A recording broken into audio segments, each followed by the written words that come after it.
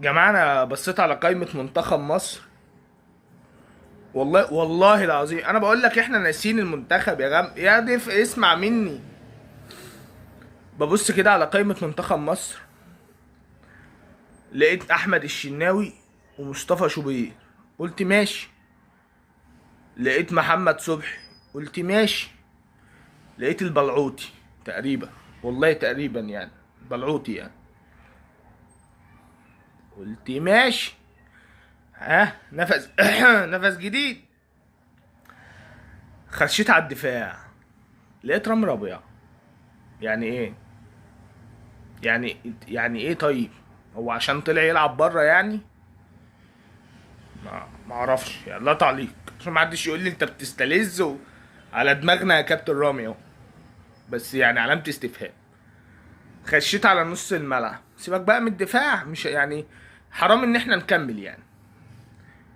لقيت كابتن نبيل عماد دونجا، ومالوش بديل خد بالك. يعني ده الستة الوحيد اللي راح. انت واخد بالك؟ بقول لك ده الستة الوحيد اللي راح. ما هو مروان عطية ما راحش. اه لا، اصل لو كان راح الراجل ما لمسش كوره يعني، الراجل لسه مصاب اصلا. فانت متخيل ان الستة بتاعك الوحيد هو نبيل عماد دونجا. امم جنبه بقى يسنده احمد نبيل كوكا.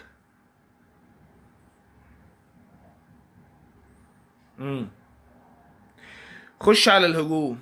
محمود تريزيجيه، انا بحبك، انا زملكاوي وبحبك، بس انت مش شايف. هل هتكمل مش شايف مع المنتخب؟ انا معرفش.